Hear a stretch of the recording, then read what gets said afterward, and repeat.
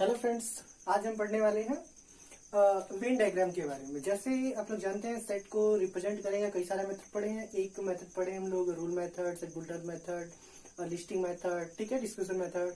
उन सभी के अलावा एक और मेथड है, जैसे वेन डायग्राम वाला मेथड में, वेन डायग्राम मेथड से उससे भी हम लोग सेट को अंडरस्टैंड बेटरली कर सकते हैं। वेन डायग्राम को इस तरीके से समझ सकते हैं कि जैसे उसमें यूनिवर्सल सेट को एक बड़े से बॉक्स में रिप्रेजेंट किया जाता है, ठीक है। और ये एक यूनिवर्सल सेट होता है जो डिस्क्रिप्टिव सेट को कंटेन करता है, ठीक है। अब मान लीजिए यहाँ पे कोई सेट, हमारे पास कोई सेट ए है,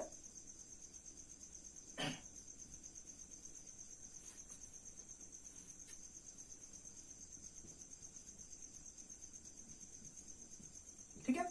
और मान लीजिए यहाँ पे कोई यूनिवर्सल सेट है, इसका जो 1 2 3 4 5 6, मान लीजिए यूनिवर्सल सेट है जिसमें इतने एलिमेंट है। और यहाँ पे जो सेट ए है, एक सेट, वो 1 2 3 4 है, ठीक है। अब इसके बीच में यहाँ पे हम एक सर्कल बना देते हैं, और ये सर्कल जो हुआ रिप्रेजेंट करेगा कौन सा सेट? सेट ए को रिप्रेजेंट करेगा, ठीक है। मतलब ये आपके सेट को ए को रिप्रेजेंट कर रहा है, ठीक। अब ए में भी 1 2 3 4 है, मतलब एक पॉइंट 1 हो गया, 2 3 4, और इसके अलावा 5 6 तो आउटवर्ड है, मतलब इस सेट में नहीं है, ठीक है। तो इस तरीके से हम इस चीज को अंडरस्टैंड कर सकते हैं, ठीक।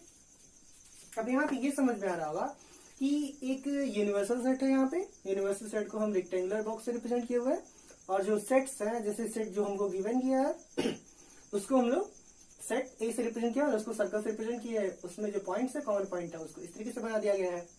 या फिर मान लीजिए कि इस तरीके से है, यदि कोई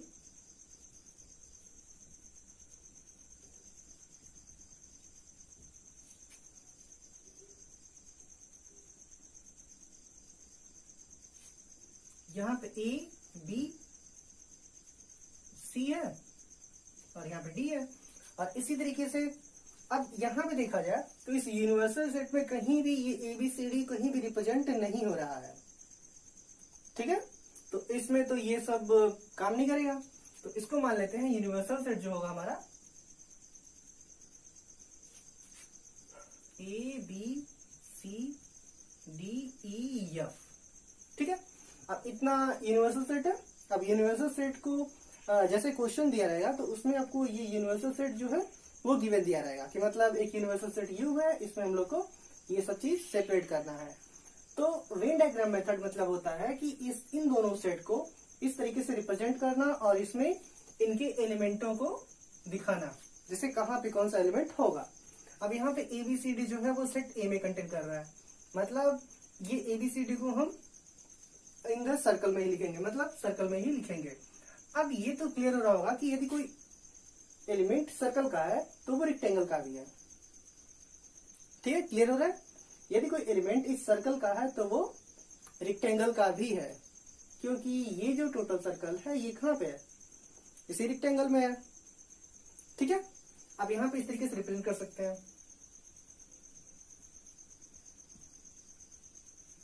ठीक। और यहाँ पे जितना भी इसका एलिमेंट है, अदरवाइज ये तो बताया गया है, ये जो ए है वो किसका है? स्मॉल ए है, वो इस सेट ए का भी है और यूनिवर्सल सेट यू का भी है, ठीक। अब दो एलिमेंट बचा, ई और एफ, ई और एफ यहाँ पे हो गया, ठीक है।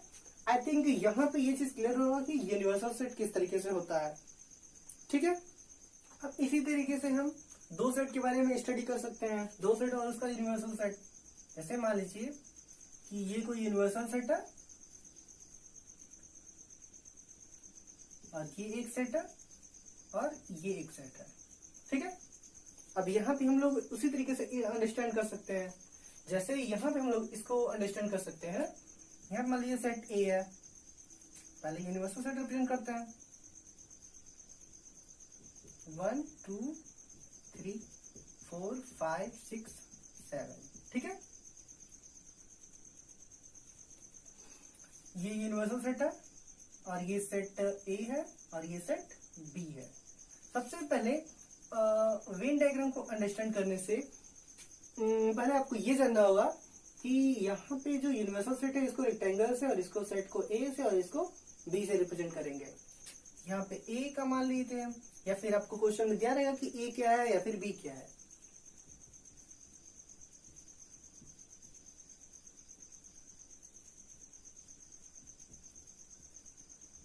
ठीक है, यहाँ पे दिख रहा होगा जो बी है वो ए का सबसेट है। ठीक है, इसीलिए हम लोगों ने बी को ए के अंदर बनाया हुआ है, और यहाँ पे जो ए है वो यू का सबसेट है, इसीलिए हम लोगों ने ए को यू के अंदर बनाया हुआ है, जिससे ये सब कुछ क्लियर हो सके। अब मान लीजिए कि यदि 1 और 2 को हम इस बी में रिप्रेजेंट करते हैं, तो इसका मतलब हो गया कि ये 1 और 2 ए में भी और यू में भी है। बी में तो है, ये ऑलरेडी बी में रिप्रेजेंटेड है। ठीक है, अब सिंस यहाँ पे जो 3 और 4 है ये बी में नहीं है, इसलिए हम लोग बी में रिप्रेजेंट नहीं करेंगे। इसको कहाँ पे रिप्रेजेंट करना हम लोग को?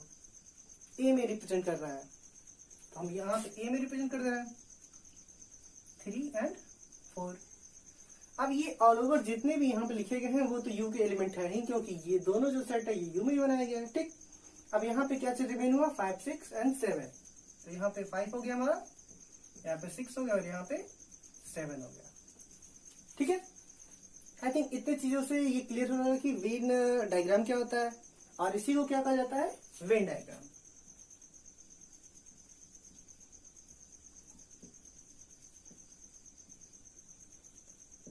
ठीक, मतलब एक यूनिवर्सल सेट रहेगा और उसके सेट को इस तरीके से रेक्टेंगुलर, सर्कुलर में रिप्रेजेंट करने का जो मेथड होता है, जिस तरीके से उसको रिप्रेजेंट कर दिया जाता है, उसी को हम क्या कहते हैं?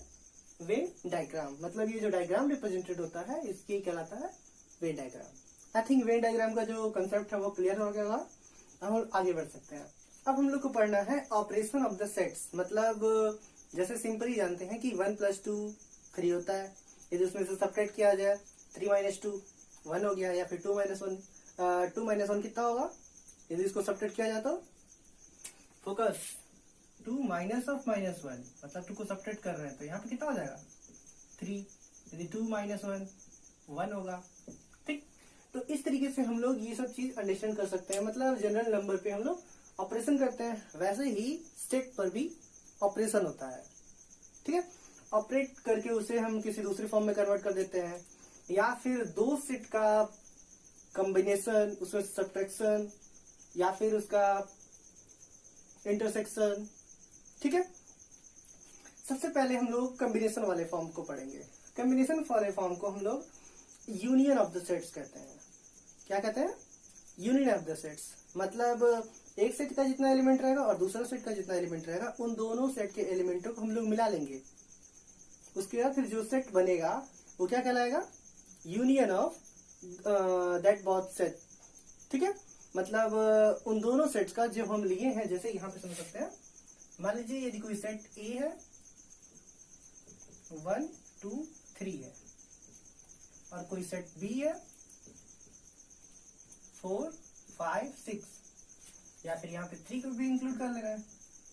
अब यहाँ पे हम लोग को यूनियन के बारे में पढ़ना है। यूनियन,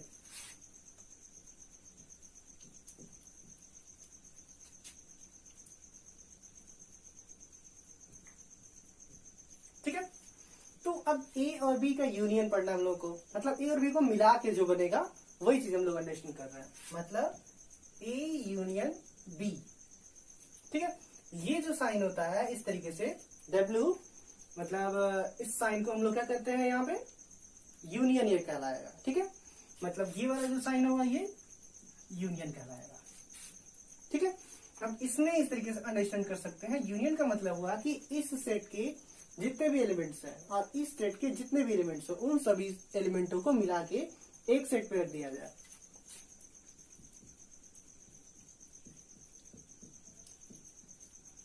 ठीक है, और ये सेट का हम लोग कोई अदर नेम भी रख सकते हैं। मान लेते हैं ये सेट जो है सी है, तो यहां पे दिख रहा है कि ये जो सी है वो ए यूनियन बी को रिप्रेजेंट कर रहा है, और ये जो सेट है ये ए यूनियन बी को भी रिप्रेजेंट कर रहा है।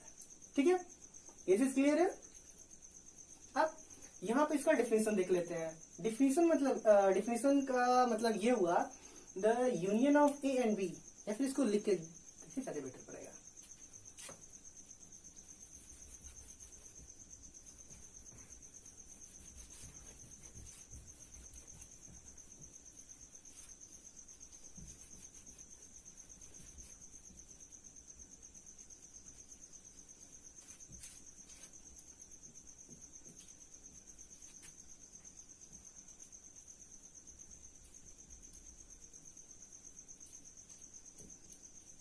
द यूनियन ऑफ टू और मोर सेट्स, मतलब 2 सेट का भी यूनियन होगा, 3 सेट का भी यूनियन होगा, मतलब जितने सेट चाहे उनसे उसका यूनियन करें, क्या प्रॉब्लम। द यूनियन ऑफ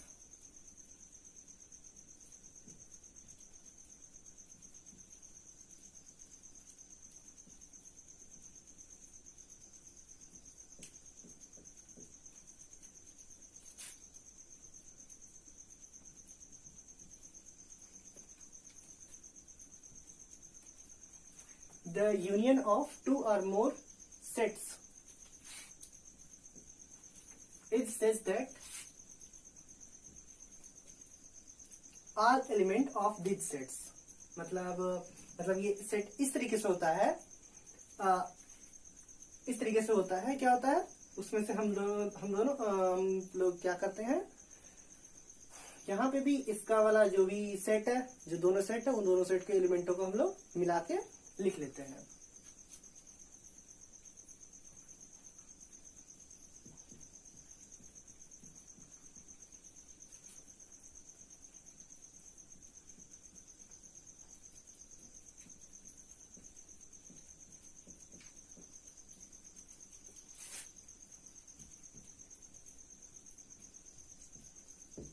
ठीक है, यहाँ पे कंबाइन लिखा गया। कंबाइन का मतलब ये नहीं समझिएगा कि मतलब जैसे 1 यहाँ पे 2 है, यहाँ पे 3 है, यहाँ पे 4 है, इसको कंबाइन करने का मतलब ये नहीं अंडरस्टैंड कीजिएगा 1 + 3 4 हो गया और 2 + 1 3 हो गया, तो ये मतलब नहीं है इसका। कंबाइन का मतलब है कि इसको जितना भी दिया गया है वो सब हम लोग कंबाइन करके 1 2 3 और 4 इस तरीके से लिखें। तो ये जो सेट रिप्रेजेंट करेगा, ये किसको रिप्रेजेंट करेगा, यूनियन ऑफ सेट्स को रिप्रेजेंट करेगा, इन दोनों के। ठीक है, और इसको डिनोट किससे करेंगे,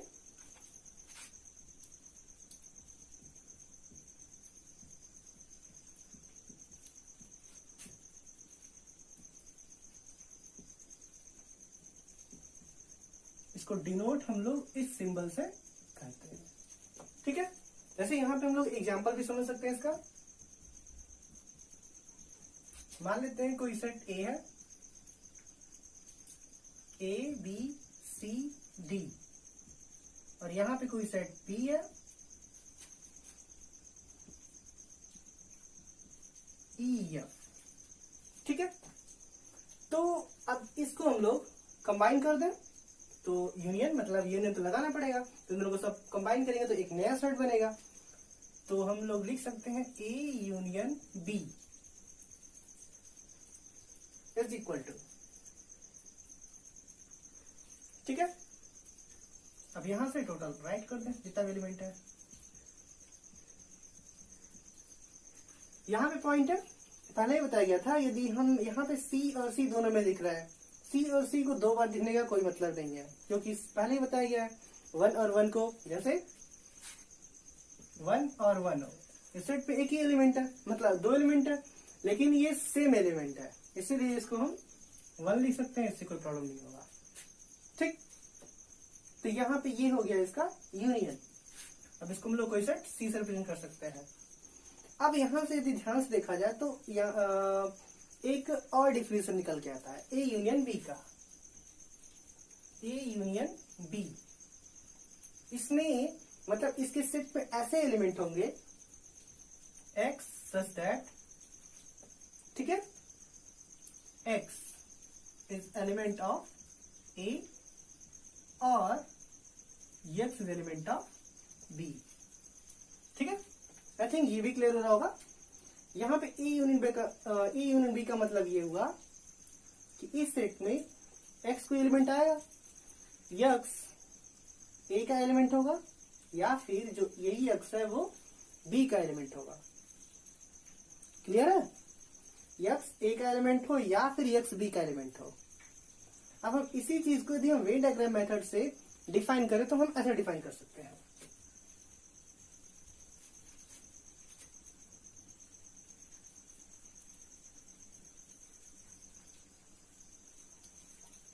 मान लेते हैं ये कोई यूनिवर्सल सेट U है, यहाँ पे ये सेट A है और ये सेट B है, ठीक है। यहाँ पे ये A है और ये B है, ठीक। अब यहाँ पे देखिए ये जो पार्ट है ये क्या दिखा रहा है, इन दोनों का कॉमन क्या है, C और D कॉमन है, C और D को कॉमन लिख लेते हैं। यहाँ पे हो गया C और ये हो गया D। अब A का कौन सा एलिमेंट है, A और B, ठीक है। और यहाँ पे ये तो C वाला पॉइंट भले ही कॉमन एरिया में है, लेकिन ये भी तो C और D A का एलिमेंट है। अब D का एलिमेंट रिमेन हुआ P और F, ठीक है। अब यूनियन का मतलब हुआ कि इन दोनों को मिला के जितना आपका जो वैल्यू बचेगा वो चीज हम लोग पुट कर लेंगे, ठीक है। मतलब A यूनियन B का मतलब इस टोटल पार्ट के एरिया को जितना भी ये टोटल है उसको हम ऑल ओवर कंबाइन कर लेंगे और जितना एलिमेंट बचेगा वही सब हमारा सेट में आएगा, ठीक है। आई थिंक ये चीज क्लियर हो गया होगा। या फिर जनरली यदि हम देखें तो यहां से हम इस तरीके से कर सकते हैं, यूनियन के फॉर्म में कह सकते हैं। यदि कोई सेट हमारा A है और ये कोई सेट B है तो A यूनियन B का मतलब हुआ इसका ऑल ओवर जो भी ये साइडेड रीजन है ये ऑल ओवर,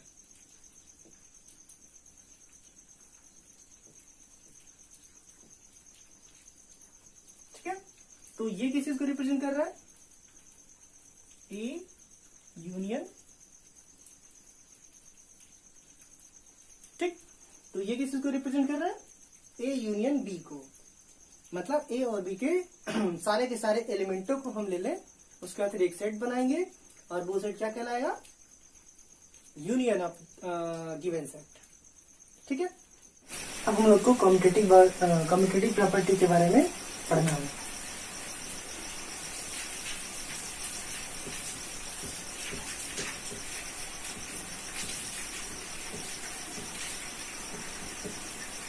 कम्यूटेटिव प्रॉपर्टी मतलब हुआ कि यदि उन सेट्स को इंटरचेंज किया जाए तो भी जो आंसर आएगा उस पर कोई इफेक्ट नहीं पड़ेगा। जैसे इस तरीके से कर सकते हैं, मान लीजिए कि A यूनियन B किया जाए फिर B यूनियन A किया जाए तो भी इन दोनों वैल्यूज में कोई इफेक्ट नहीं पड़ेगा।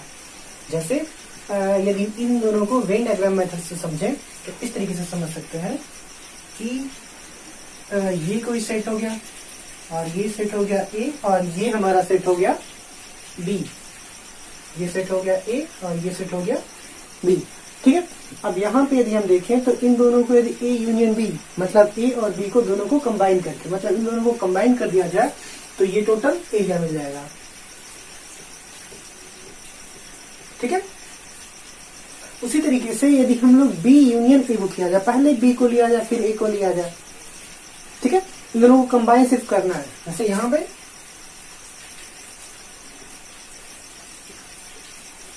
मान लेते हैं ये कोई सेट A है और यहाँ पे ये कोई सेट है B। इसका मतलब हुआ B यूनियन A का पहले B को हम लोग कंबाइन करेंगे फिर A को कंबाइन करेंगे।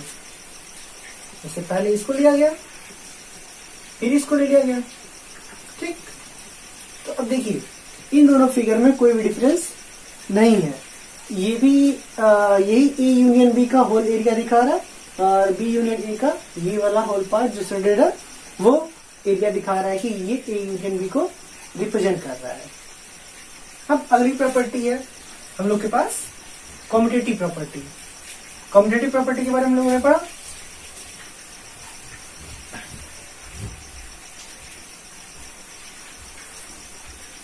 अब इस प्रॉपर्टी को जानने के बाद हम लोग पढ़ेंगे क्या, एसोसिएटिव प्रॉपर्टी।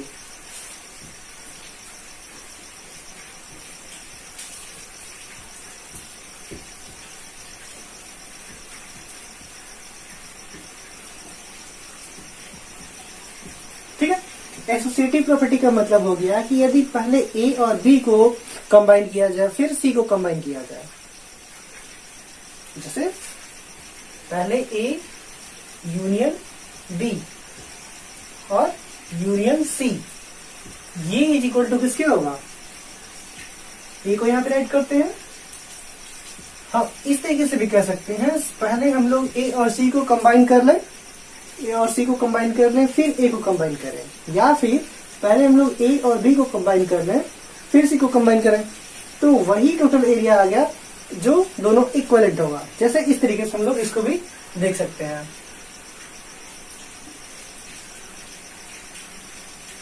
मान लेते हैं ये कोई सेट है ए, और यहाँ पे ये कोई सेट है बी, और यहाँ पे ये कोई सेट है सी, ठीक है। ये ए है और ये बी और ये सी, ठीक है। अब हम लोग को क्या करना है, सबसे पहले ए यूनियन बी, इसका मतलब हुआ कि सबसे पहले हम लोगों को ए को और बी को, इन दोनों को कंबाइन करना पड़ेगा। तो इन दोनों को पहले कंबाइन कर देते हैं।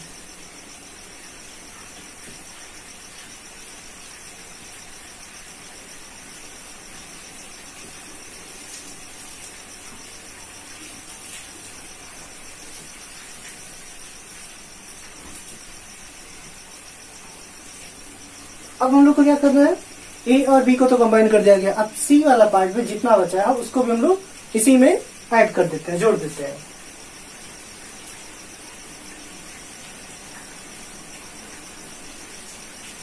ठीक है, ये हमारा वेन डायग्राम मेथड हो गया, इसका रिप्रेजेंटेशन। ठीक है, अब हम लोग इस वाले पार्ट को इस तरीके से रिप्रेजेंट करते हैं। और यहाँ पे जो ये रेक्टेंगल बना है इसको क्या कहा जाता है, यूनिवर्सल सेट, इसको हम लोग यू से रिप्रेजेंट करते हैं। ठीक है, अब यहाँ पे इसी तरीके से सेट बना लेते हैं। ये हो गया ए, ये हो गया बी और ये वाला पार्ट हो गया सी। तो इसमें सबसे पहले हम लोगों को बी यूनियन सी, मतलब बी और सी को कंबाइन कर लेना है।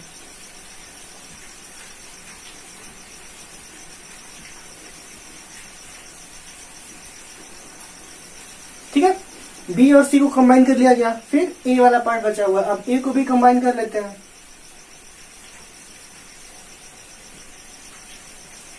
ठीक है, अब यहाँ पे इन टोटल शेडेड रीजन को देखा जाए तो हम देख सकते हैं इस फिगर में भी और इस फिगर में भी, दोनों फिगर में जो शेडेड रीजन है वो सेम है। इसीलिए इस तरीके से हम लोग कह सकते हैं कि ये भी प्रॉपर्टी होल्ड करती है in the case of union. ठीक है, आई थिंक इतना समझ में आ गया होगा। अब आगे बढ़ते हैं। तीसरी प्रॉपर्टी, तीसरी प्रॉपर्टी क्या है, आइडेंटिटी।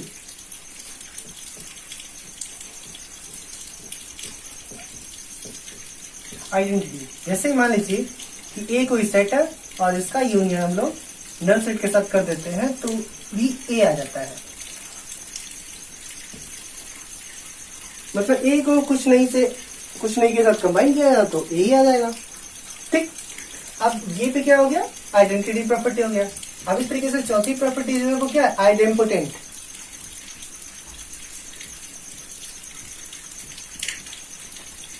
ठीक, आइडेम्पोटेंट मतलब हुआ कि ऐसा कुछ जिसके साथ उसी को कंबाइन किया जाए और वही फिर से आ जाए। A union something is equal to A, यहाँ पे दिख रहा है यदि हम लोग फाई ऐड करेंगे तो यहाँ पे आइडेंटिटी बन जाएगा। आइडेम्पोटेंट चाहिए हम लोगों को, ए यूनियन यदि ए के साथ कर दें तो भी हमारे पास वही चीज आएगा, उसमें कोई इफेक्ट नहीं पड़ेगा। आइडेम्पोटेंट मतलब हुआ यदि उस चीज को उसी चीज के साथ कंबाइन किया जाए तो कितना आना चाहिए, ए आना चाहिए, मतलब वही चीज आना चाहिए फिर से। या फिर हम कह सकते हैं कि यदि हम लोग ए को कंबाइन करने जिसके साथ नल के साथ तो फिर से ए आ जाता है। ठीक है, आई थिंक ये चीज समझ आ गया आइडेम्पोटेंट और आइडेंटिटी के बारे में। जैसे अब मान लीजिए यहाँ पे है ये कोई सेट ए है और इसको इसी के साथ कंबाइन किया जाए तो क्या आएगा, ये चीज आएगा ना। और मान लीजिए कोई इसकी का चाहिए तो यहाँ पे मान लीजिए कोई सेट है ए और ये तो नल सेट है। नल सेट का मतलब कुछ नहीं, तो मतलब इसका इन दोनों का यूनियन, तो ठीक क्या जाएगा। ठीक है, इस तरीके से इन सभी चीजों को हम समझ सकते हैं। आई थिंक ये सब चीज क्लियर हो गया होगा। अब हम लोग आगे इसके बारे में पढ़ने वाले हैं, इंटरसेक्शन के बारे में। जैसे इसका एक और प्रॉपर्टी होता है इनवर्स वाला, इनवर्स प्रॉपर्टी मतलब जैसे इनवर्स का मतलब ये हो गया कि उसका जस्ट अपोजिट। जैसे यदि ये कोई सेट है और इसमें ये कोई सेट ए है, ये कोई सेट ए है, तो इस सेट के अलावा जो चीज बचेगा, जैसे ये सब चीज हो गया, इसका क्या हो गया, इनवर्स हो गया। मतलब ए के अलावा, मतलब ए का रिवर्स जस्ट अपोजिट उसका। ठीक है, इसको हम लोग ए डैश, जो हम लोग आगे पढ़ेंगे, ठीक है, ए डैश का मतलब हो गया u माइनस ए, मतलब u में से a को घटा दिया जाए। इसके बारे में हम आगे पढ़ेंगे। सबसे पहले हम पढ़ते हैं इंटरसेक्शन के बारे में।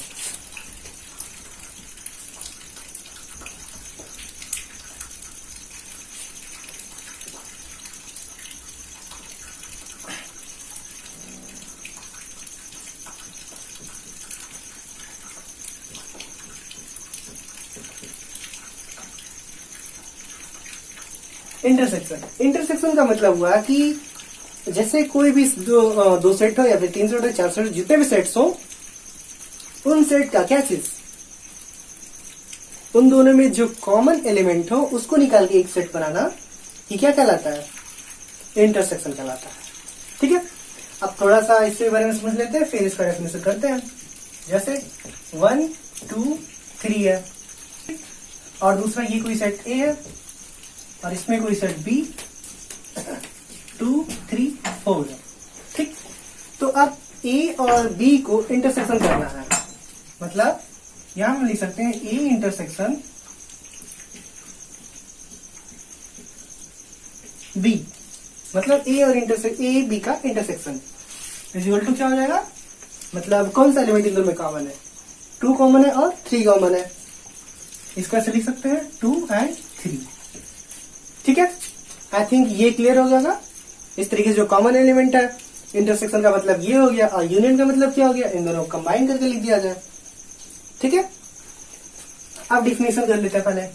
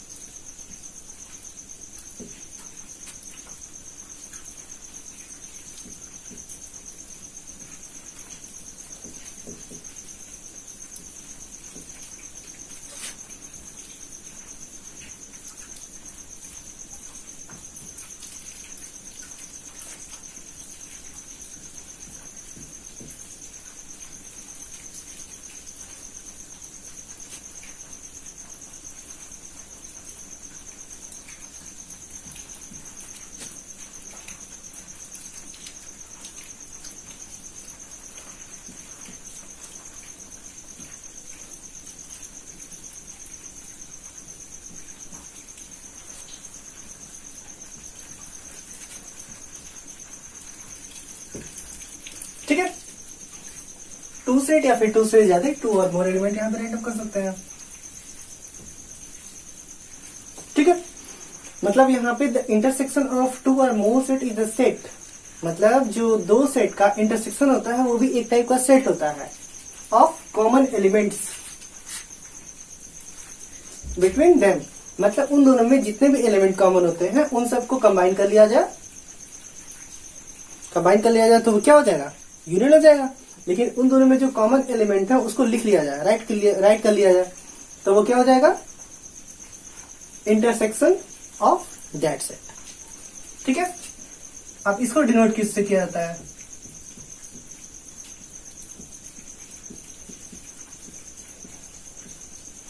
It is denoted by intersection. ठीक, अब इसका एक अलजेब्रिक डिफिनेशन लिख लेते हैं। मान लेते हैं यदि कोई सेट, जैसे इसको बोलते कैसे हैं, इस तरीके से बोल सकते हैं ए इंटरसेक्शन बी, बाकी यूनियन वाले टर्म में ए यूनियन बी, इस तरीके से कह सकते हैं। अब इसका डेफिनेशन कर लेते हैं, एक और डेफिनेशन।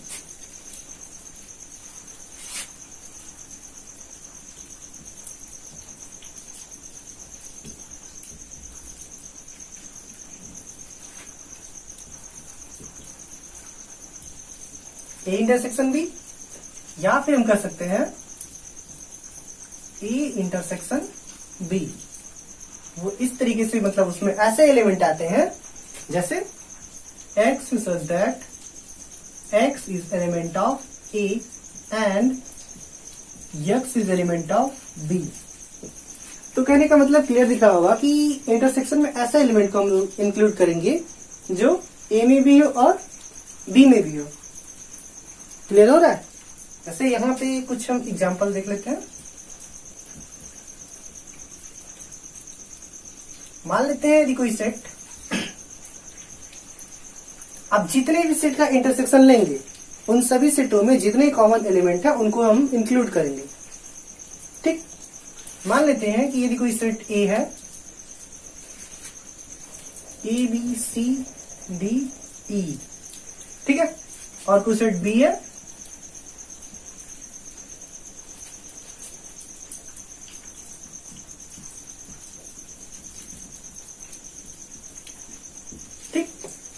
अब इसका इंटरसेक्शन फाइंड करना है। Find the intersection of A and B, मतलब ए और बी में जितने भी कॉमन एलिमेंट है उसको फाइंड करना है।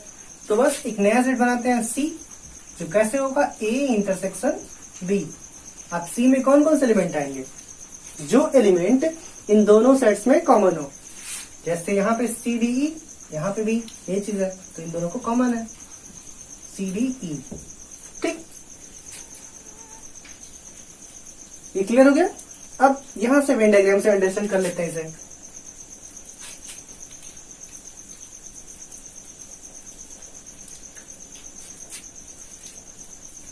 मान लेते हैं ये कोई सेट ए है और ये कोई सेट बी है।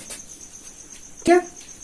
अब इंटरसेक्शन का मतलब यदि हम लोग वेन डायग्राम से डायरेक्टली समझें तो वेन डायग्राम से इंटरसेक्शन का मतलब यही हुआ कि जो उन दोनों में कॉमन टर्म्स होगा, कॉमनली वाला पार्ट होगा, वो इस चीज को हम लोग लेंगे।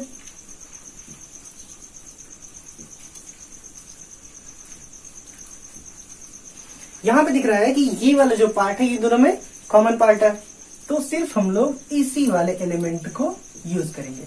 मतलब ये किस चीज को बताएगा? ए इंटरसेक्शन बी, मतलब ए इंटरसेक्शन बी को ये वाला पार्ट बताएगा। अब इसमें देखते हैं क्या होता है। यहाँ पे हम लोग के पास ए बी सी, यहाँ पे सी डी ई इसी वाले पार्ट में है। देखते हैं, यहाँ पे हो गया सी और ये हो गया डी और ये हो गया ई। जो रिमेनिंग मेंबर्स है, जो रिमेनिंग एलिमेंट्स है, उनको लिख लेते हैं।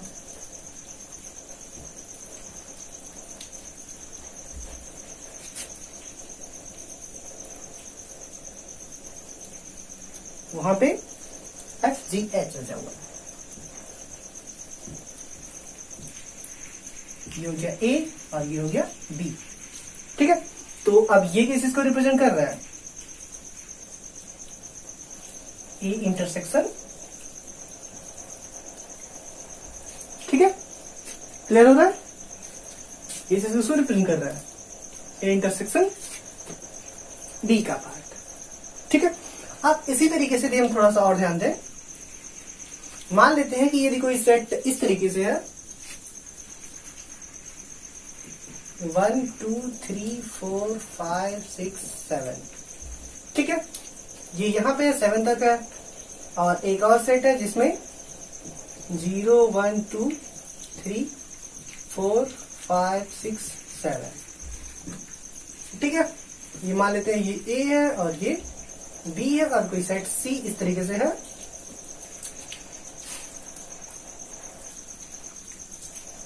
Five six seven eight. अब हम लोग को फाइंड करना है कि इन सभी लोगों का इंटरसेक्शन। कहने का मतलब है कि हम लोग को फाइंड करना है A intersection B intersection C. ठीक है, अब यहां पे ध्यान देने वाली बात यह है कि इन तीनों सेट में, अब यहां पे ध्यान देना होगा कि इन तीनों सेट्स में कौन सा कॉमन एलिमेंट है, मतलब इन तीनों चीज में कॉमन होना चाहिए। तो यहाँ पे हम लोग देख सकते हैं 5 6 7, यहाँ पे 5 6 7 है, यहाँ पे 5 6 7 है। तो इसके सेट में कौन कौन से एलिमेंट आएंगे? 5 6 7। ठीक, तो ये इसका हो जाएगा इन सभी का इंटरसेक्शन। अब मान लीजिए इसी को हम लोग को वेन डायग्राम मेथड से अंडरस्टैंड करना हो।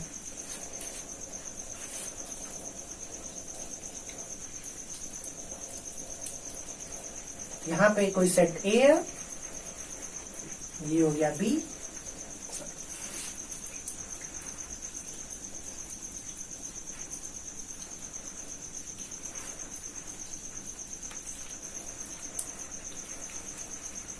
ये हो गया बी और यहाँ पे ये वाला पार्ट हो गया सी। ठीक है, ये चीज क्लियर है। हम लोग जो ए है और बी है और जो सी है उसको हम लोग बता लेते हैं, ए बी सी। अब यहाँ पे देखा जाए तो इन सब में कॉमन एलिमेंट ये जो पार्ट है, ये वाला पार्ट इन सभी में जो कॉमन है वो वाला पार्ट बता रहा है। मतलब यहीं पे कहीं 5 होगा, कहीं 6 होगा, कहीं 7 होगा। ठीक है, अब यहाँ पे ध्यान देने वाली बात ये है, ए है और ये वाला जो पार्ट है, इस वाले पार्ट में ए और बी का इंटरसेक्शन दिखा रहा है, मतलब ये वाला पार्ट में। ठीक है, यहां से ध्यान दें कि अब देखा जाए कि ए और बी में क्या क्या कॉमन है। 1 2 3 4 5, मतलब 1 2 3 4 दोनों में है। ठीक है, अब मतलब यहां पे हम लोग लिखेंगे 1 2 3 और यहां पे हो गया 4। ठीक, उसके अलावा तो कोई एलिमेंट है ही नहीं। ठीक है, अब यहां पे दिख रहा है कि ये वाला जो सेट है, ये टोटल का टोटल जो है ये बी का पार्ट है। ठीक, अब इस तरीके से हम लोग कर सकते हैं, जो ए जो है यहाँ पे बी में एक और एलिमेंट है 0, तो दिख रहा है कि बी वाले सेट में ए वाले सेट से ज्यादा एलिमेंट है, मतलब जो ए वाले सेट है वो बी वाले सेट का सबसेट है। ठीक, और यहाँ पे हम लोग कर सकते हैं कि सी वाला देखा जाए, सी में एक और एलिमेंट है, सी में 8 भी है, तो यही वाला जो पार्ट होगा इसमें जो नंबर ऑफ एलिमेंट्स आएगा वही बताएगा A intersection B intersection C को, मतलब इस तरीके से रिप्रेजेंट हो जाएगा। तो आई थिंक ये इंटरसेक्शन वाला पार्ट भी सॉल्व में आ गया होगा। अब ये भी जैसे वहां पे हम लोगों ने पढ़ा था, वो कुछ property, commutative property, transitive identity वो शो कर रहा था, यहाँ पे भी ये जो इंटरसेक्शन है वो भी ये चीज शो करता है। ठीक है, जैसे हम लोग ऐसे समझ सकते हैं। अभी हम इंटरसेक्शन के बारे में थोड़ा सा अंडरस्टैंड किया है कि उसका डिफिनेशन क्या है, वो किस तरीके से वर्क करता है, उसमें कॉमन एलिमेंट किस तरीके से निकालते हैं। ठीक है, अब हम उसकी कुछ प्रॉपर्टी के बारे में जानते हैं जो अलजेब्रिक कुछ प्रॉपर्टी को शो करता है। जैसे पहली प्रॉपर्टी है कॉम्यूटेटिव प्रॉपर्टी।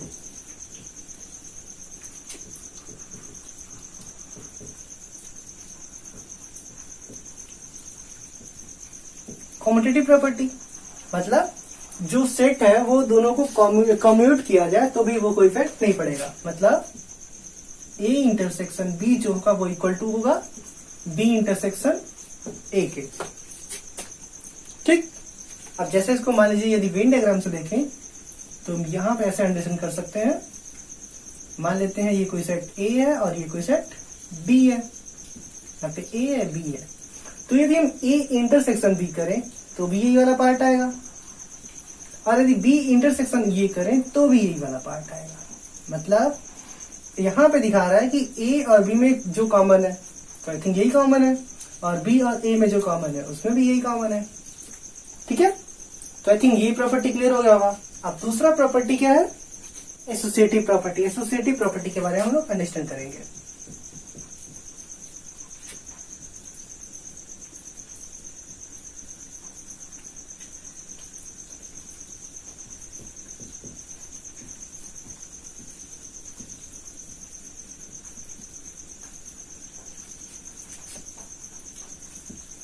ठीक, एसोसिएटिव प्रॉपर्टी का मतलब ये हुआ यदि हम लोग ए इंटरसेक्शन बी को पहले करें, फिर इंटरसेक्शन सी को बाद में करें, फिर A intersection B intersection C को, मतलब यदि इस तरीके से हम इंटरसेक्शन करें तो भी सेट में मतलब इन दोनों में कोई डिफरेंट नहीं रहेगा, ये दोनों सेम ही रहेंगे। जैसे इस चीज को हम ऐसे इंटरसेक्शन कर सकते हैं, मान लेते हैं ये कोई सेट ए है और ये कोई सेट बी है और ये कोई सेट सी। अब यहाँ पे हम लोग फोकस करते हैं, यदि हम लोग को निकालना हो ए इंटरसेक्शन बी, मतलब क्या हुआ, ए और बी में कॉमन। ए इंटरसेक्शन बी मतलब क्या हुआ, ए और बी में जो कॉमन होगा उसको राइट करेंगे। मतलब यहाँ पे दिख रहा होगा जो ये वाला पोर्शन है यही जो है कॉमन है ए और बी में। ठीक, अब ए और बी का इंटरसेक्शन सी के साथ, मतलब सी में भी जो कॉमन है, ऐसा चीज जो ए बी सी तीनों में कॉमन है, मतलब ए इंटरसेक्शन बी, मतलब ए और बी में जो कॉमन है तो इतना पार्ट ए और बी में कॉमन है। अब इतना पार्ट में, मतलब इसको ऐसे देख सकते हैं, इतना पार्ट में और ये वाले पार्ट में कौन सा कॉमन है, मतलब ये क्या बता रहा है, ए इंटरसेक्शन बी, और ये क्या बता रहा है, सी वाले पार्ट को। अब इसमें और इसमें इंटरसेक्शन निकालने के लिए, मतलब A intersection B intersection C, तो कौन सा इसमें कॉमन है, यही वाला एरिया जो है वो कॉमन है। देखिए इसको रिप्रेजेंट कर रहा है, A intersection B intersection C को रिप्रेजेंट कर रहा है। ठीक है, अब इसी तरीके से हम लोग इसको भी रिप्रेजेंट कर सकते हैं। अब मान लीजिए इसको हम लोग को देखना हो, सबसे पहले यहाँ पे क्या है,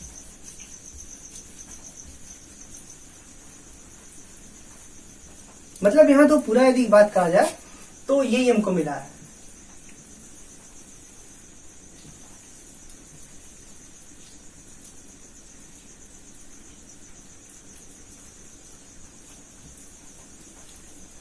ठीक है, और यहाँ पे ये मिला है। अब यहाँ पे दिख रहा है कि जो ये वाला एरिया है ये कॉमन है। अब यदि इसको हम बनाए यहाँ पे, अब इधर इस वाले साइड को बना रहा है, ये अब इसको रिप्रेजेंट करेगा। सबसे पहले ए तो गिवन है, ठीक है, ए गिवन है। अब बी इंटरसेक्शन सी, मतलब बी और सी में जो कॉमन पार्ट है, मतलब बी इंटरसेक्शन सी में ये वाला कॉमन है। ठीक है, यहाँ पे दिख रहा है ये बी इंटरसेक्शन को कॉमन दिखा रहा है। अब यहाँ पे अब उसका इंटरसेक्शन ए के साथ, तो कौन सा एरिया दिखाएगा, ये वाला एरिया दिखाएगा। अब इसको भी हम लोग अंडरस्टैंड करें तो यहाँ पे हम लोग को मिल गया यही चीज सेम।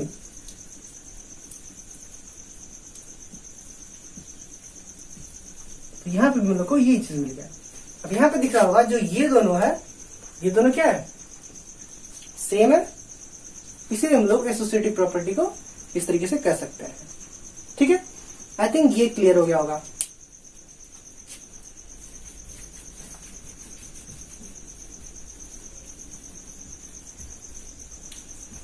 अब हम तीसरी प्रॉपर्टी के बारे में देखते हैं। तीसरी प्रॉपर्टी को आइडेंटिटी प्रॉपर्टी, आइडेंटिटी प्रॉपर्टी मतलब उसका इंटरसेक्शन करें तो हम लोग को क्या मिलेगा।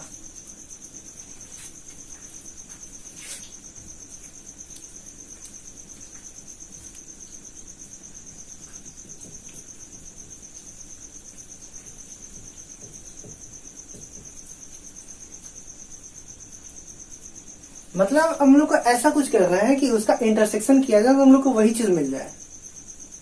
अब क्या कर सकते हैं, जैसे मान लीजिए यदि कोई सेट, मान लेते हैं कोई सी है, कोई सेट है जो ए यूनियन बी को रिप्रेजेंट कर रहा है।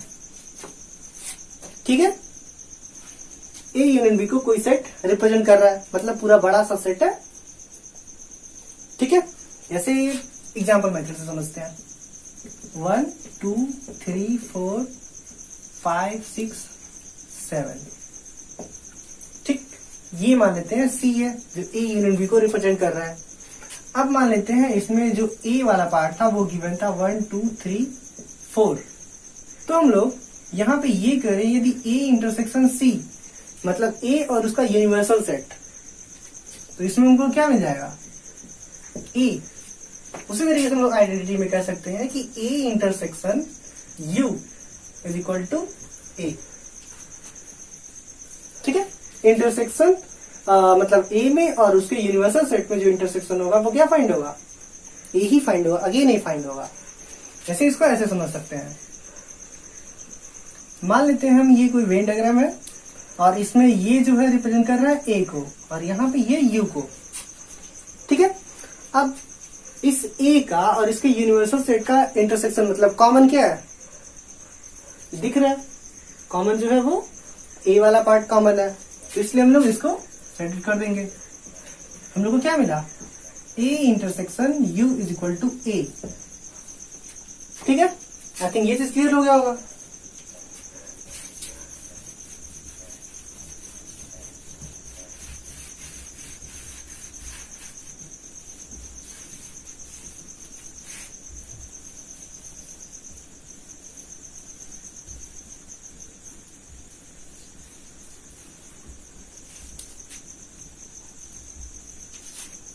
ठीक है, अब हम लोग को पढ़ना है नेक्स्ट प्रॉपर्टी, मतलब चौथी प्रॉपर्टी क्या है, आइडेम्पोटेंट। आइडेम्पोटेंट मतलब यदि उस चीज का उसी चीज से हम कोई ऑपरेशन करें उसका तो वही चीज आ जाए।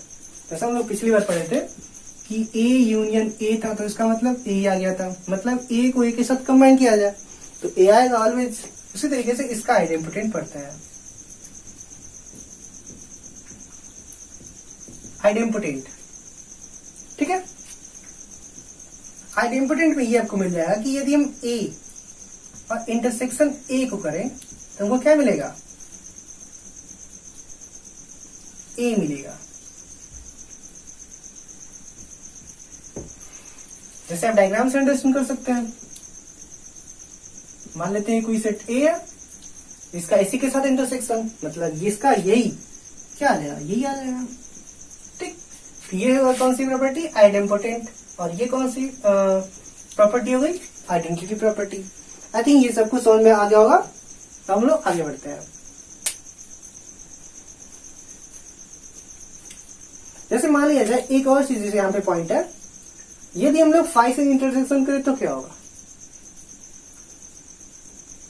मतलब यदि हम लोग ए का ऑपरेशन 5 से करें तो क्या मिलेगा, कुछ नहीं मिलेगा, मतलब सिर्फ नल सेट मिलेगा।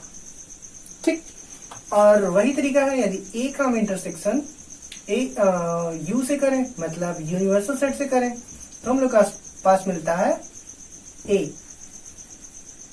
यदि वही चीज हम यूनियन वाले फॉर्म में देखें तो ए यूनियन फाई का मतलब क्या हो गया, ए।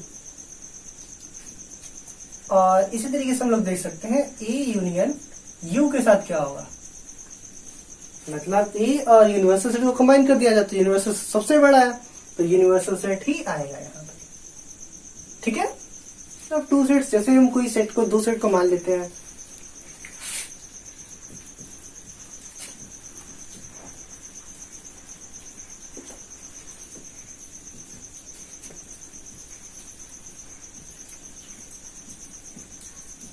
सेट्स ए एंड बी, मतलब difference of 2 sets A and B, मतलब ए और बी का, मतलब ए और बी कोई 2 सेट्स हैं और उनका डिफरेंस फाइंड करना है। The difference of 2 sets A and B is such that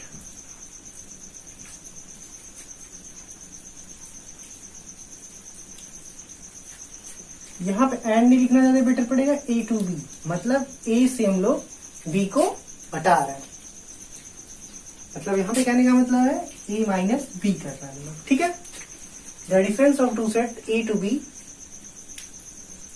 is such that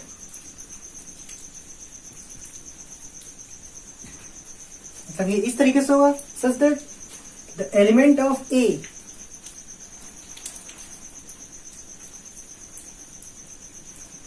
मतलब वो जो एलिमेंट होगा वो ए में बिलोंग करेगा बट बी में बिलोंग नहीं करेगा।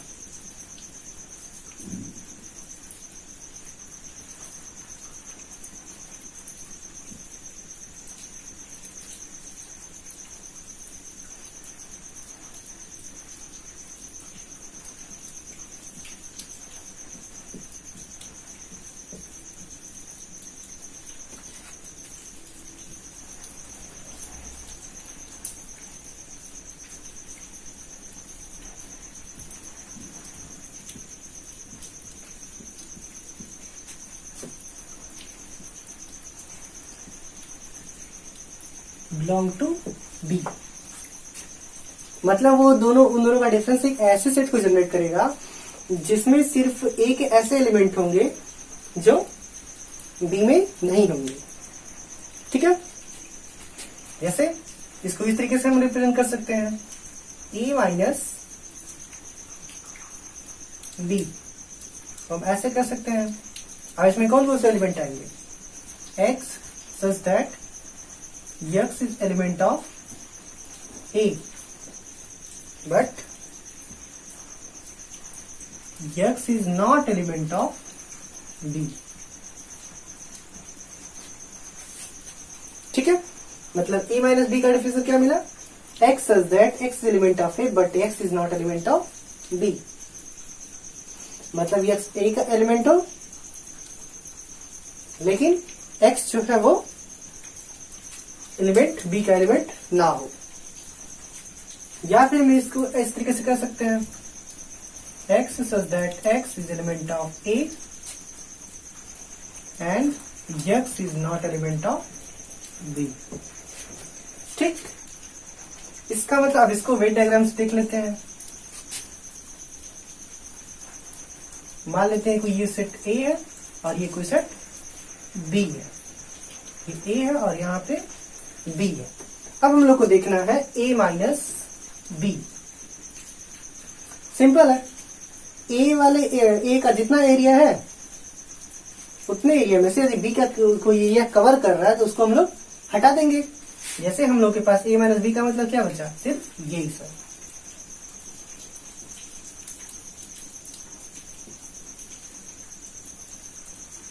ठीक है, मतलब हमारे पास ये सब एरिया लीव कर दिया जाए, मतलब ये इसको पूरा छोड़ दिया जाए, मतलब पूरा बी को छोड़ दिया जाए, यानी ये कॉमन एलिमेंट है तो भी उसको छोड़ दिया जाएगा। ठीक है, तो जितना भी एरिया इसका बचा ए का सिर्फ वही सब क्या रिप्रेजेंट करेगा, ए माइनस बी को रिप्रेजेंट करेगा।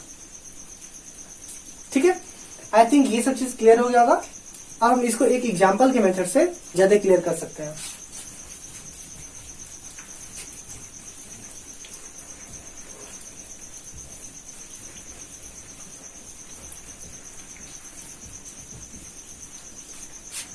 जैसे मान लेते हैं यदि कोई सेट ए है और उसमें एलिमेंट है ए बी सी डी ई और एफ।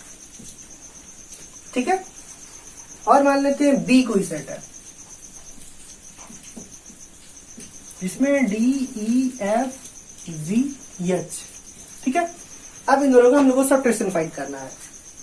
तो ए माइनस बी क्या हो गया,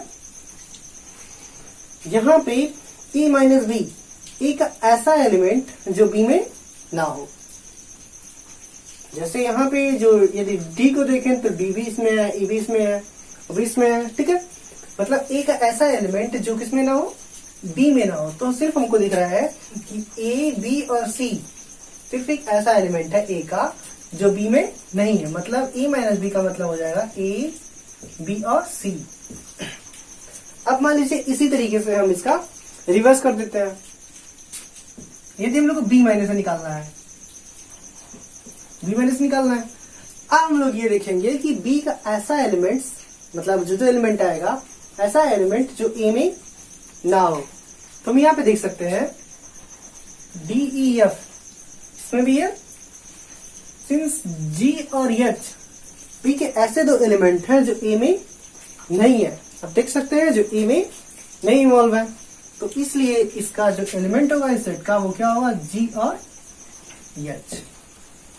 ठीक है, आई थिंक ये डिफरेंस भी समझ में आ गया होगा, दो सेट का डिफरेंस किस तरीके से होता है। ठीक है, थैंक यू।